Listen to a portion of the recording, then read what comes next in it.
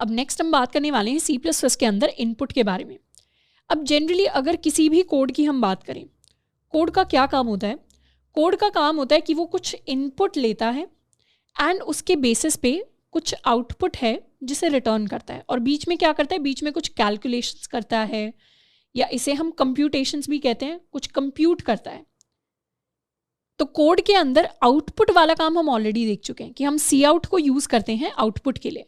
तो वैसे ही हमारे पास सी इन होता है जिसे हम इनपुट के लिए यूज़ करते हैं। तो सी इन भी सी आउट की तरह ही हमारे पास एक ऑब्जेक्ट होता है जो आईओस्ट्रीम हेडर फाइल से हमारे पास आता है। अब सी इन को यूज़ करने के लिए हम बेसिकली क्या कर सकते हैं, I can create some variable int age. Let's suppose मैंने एक वेरिएबल बना लिया। अभी इस वेरिएबल के अंदर क्या है, अभी इस वेरिएबल के अंदर गार्बेज वैल्यू मेरे पास स्टोर्ड है।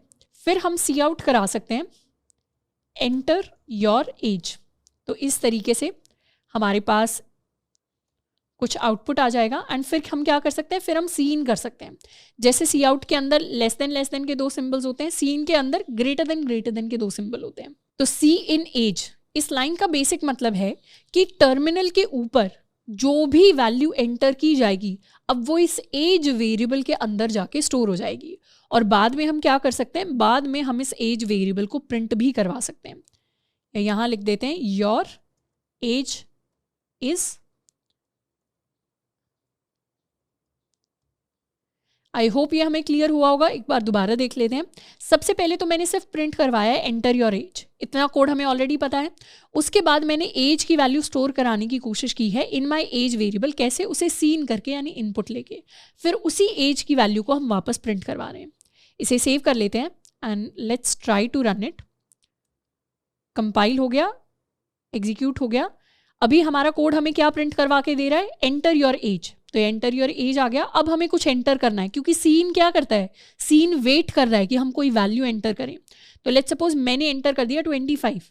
अब मैं एंटर प्रेस करूंगी अपने कीबोर्ड पर, तो अब प्रोग्राम आगे बढ़ेगा एंड मेरे पास प्रिंट होगा योर एज इज। और अब मेरे क्योंकि एज वेरिएबल में 25 वैल्यू सेव हो गई थी जाके, तो वो 25 वैल्यू मेरे पास प्रिंट होकर आ गई। तो इस तरीके से हम कोई भी वैल्यू है उसे इनपुट ले सकते हैं अपने कोड के अंदर। नेक्स्ट हम एक छोटी सी एक्टिविटी करने वाले हैं जिसमें we are going to calculate a sum of 2 numbers A and B. अब जैसे मैथ के अंदर 2 नंबर्स का सम कैलकुलेट करने के लिए हम लिखते हैं a प्लस बी, वैसे ही C++ के अंदर भी 2 वेरिएबल्स का सम कैलकुलेट करने के लिए हम लिखते हैं a प्लस बी। उससे हमारा सम कैलकुलेट हो जाता है। तो हम अपने कोड के अंदर क्या करेंगे, अपने कोड के अंदर सबसे पहले हम अपने 2 वेरिएबल्स क्रिएट करेंगे इंट a एंड उसके बाद हम क्रिएट करेंगे अपना दूसरा वेरिएबल इंट b। अब इन दोनों वेरिएबल्स की वैल्यू हमें सी इन करके इनपुट लेनी है। तो पहले हम a वैल्यू को इनपुट लेंगे, उसके बाद हम अपनी b वैल्यू को इनपुट लेंगे एंड उसके बाद जो दोनों का सम है उसे हम आउटपुट कराने वाले हैं। तो चाहे तो हम एक थर्ड वेरिएबल बना सकते हैं int sum is equal to, जिसमें हम क्या वैल्यू इनिशियलाइज करेंगे, जिसमें हम a प्लस बी की वैल्यू से इसे इनिशियलाइज कर देंगे और फिर सी आउट करके हम अपने सम की वैल्यू को प्रिंट करवा देंगे अपने कोड के अंदर। तो ये हमारा बेसिक फ्लो होगा जैसे हमारा कोड लॉजिकली वर्क करेगा। तो हमारी 2 वेरिएबल्स हैं जिनकी वैल्यू को इनपुट लेना है, फिर उससे सम कैलकुलेट करना है, फिर हमें आउटपुट प्रोड्यूस करना है। तो जो हमारी कोड की पूरी एक साइकिल होती है, इनपुट लेना, उसके बाद कुछ कंप्यूटेशन करना, उसके बाद कुछ आउटपुट देना, वो सारी की सारी इस कोड के थ्रू होने वाली है। तो let's try and write our code. हम शुरुआत किससे करेंगे, 2 वेरिएबल्स बना लेते हैं इंट ए एंड हमारा दूसरा variable int B.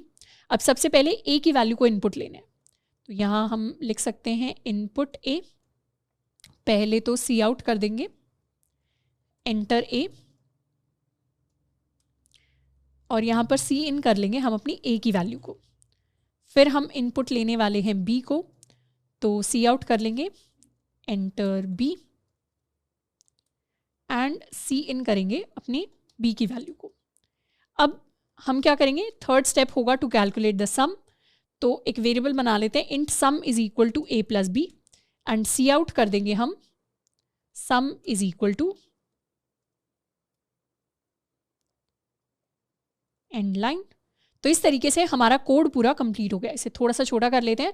So this is basically our entire program जिसमें हमने पहले a को एंटर कराया, फिर b को एंटर कराया, फिर हमने अपना सम कैलकुलेट करके प्रिंट करवा दिया। इसे सेव कर लेते हैं and let's try to run it. पहले हमें a को एंटर करना है, तो लेट्स सपोज a में मैंने एंटर किया 10, फिर b को एंटर करना है, b में एंटर किया 5 एंड फाइनली सम हमारे पास आ गया 15 के इक्वल। जैसे हमने सम कैलकुलेट किया है ऐसे ही हम प्रोडक्ट भी कैलकुलेट कर सकते थे। तो यहाँ पे अपने वेरिएबल का नाम या इनफैक्ट नई वैल्यू कैलकुलेट कर लेते हैं, product is equal to a multiplied by b, और यहाँ सम के साथ या इनफैक्ट सी आउट कर लेते हैं, int product is equal to prod. Let's save it and let's run. तो इस बार नंबर ले लेते हैं, ए की वैल्यू है 2, बी की वैल्यू है 5, तो सम इनका आ गया 7 के इक्वल, प्रोडक्ट आ गया 10 के इक्वल। तो जैसे हमने सम एंड प्रोडक्ट कैलकुलेट किया है ऐसे ही हम डिफरेंस भी कैलकुलेट कर सकते हैं, यानी ए माइनस बी। डिफरेंस मैं आपको होमवर्क प्रॉब्लम की तरह दे रही हूँ, कुछ नहीं करना, बस यहीं पर अपने इस लेक्चर को पॉज करना है और यहाँ पर सिर्फ प्लस की जगह एक माइनस का साइन लगाते हुए एक नया वेरिएबल क्रिएट करना है और उस डिफरेंस को हमें प्रिंट करवाने की कोशिश करनी है। It's going to be very very very easy.